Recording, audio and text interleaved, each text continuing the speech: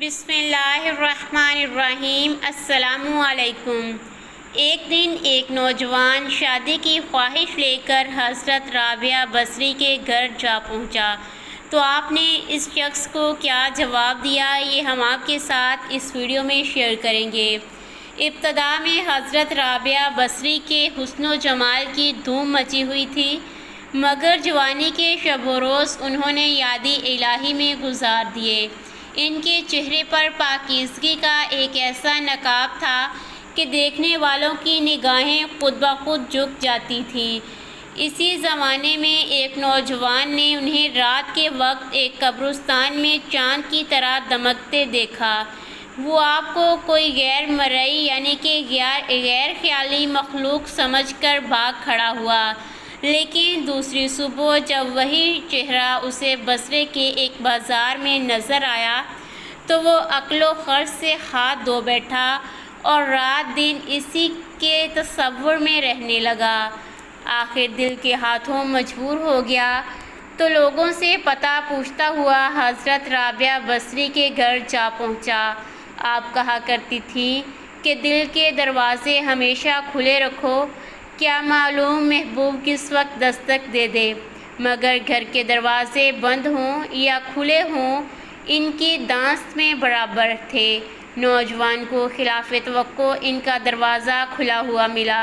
اس نے اپنے دل کی دھڑکنوں پر بڑی مشکل سے قابو پایا۔ رات کا وقت تھا، اندر چراغ روشن تھا۔ یہ سوچ کر بے باکی سے اندر داخل ہو گیا کہ حال دل سنا دینے میں کیا حرج ہے، زیادہ سے زیادہ انکار ہی تو ہو جائے گا۔ واپسی کا دروازہ بہرحال کھلا ہوا ہے، لیکن جب وہ اندر پہنچا تو وہاں کوئی نہیں تھا، البتہ چھت سے ایسی پرسوز آواز آ رہی تھی جیسے کوئی زیر لب ہجر کا رونا رو رہا ہو۔ نوجوان تیزی سے سیڑھیاں چڑھ گیا۔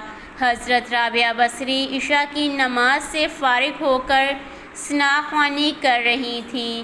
پروردگار، ستارے روشن ہو گئے، لوگ سو گئے، بادشاہوں نے دروازے بند کر لیے، ہر محبوب اپنے محبوب سے محو راز و نیاز ہے اور میں تیرے سامنے کھڑی ہوں۔ نوجوان پر سکتہ طاری ہو گیا۔ اسی اثنا میں حضرت رابعہ بصری نے پلٹ کر اسے ایسی قہر آلود نظروں سے دیکھا کہ اس کی زبان گنگ ہو گئی۔ رابعہ نے اس کے قریب آ کر پوچھا، کیا تم مجھ سے شادی کی درخواست کرنے آئے ہو؟ نوجوان نے لرزتے ہوئے ہاتھ سے اپنی زبان کی طرف اشارہ کیا کہ وہ بول نہیں سکتا۔ حضرت رابعہ بصری نے کہا، اس سے پہلے کہ زبان کی طرح تیرا دل بھی چپ ہو جائے تو جس راستے سے آیا ہے اسی راستے سے لوٹ جا۔ نوجوان صرف آنکھوں سے التجا کر سکتا تھا کہ نیک خاتون، میری گواہی مجھے واپس دے دے، میں تیرے مرتبے سے واقف نہیں تھا، مجھ سے غلطی ہو گئی، مجھے معاف کر دے۔ لا علمی ہمیشہ قابل معافی ہوتی ہے۔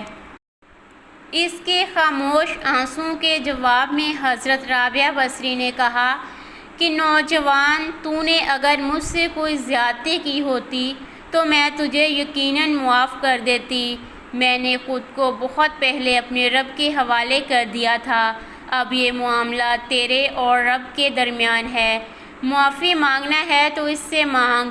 تو صدقے دل سے توبہ کرنے کا ارادہ کرے تو شاید توبہ کی خاطر تیری زبان کھل جائے۔ یہ کہہ کر وہ نماز کے لیے کھڑی ہو گئیں۔ نوجوان بھی بے اختیار سجدے میں گر گیا۔ وہ رو رہا تھا، نامعلوم کب تک روتا رہا۔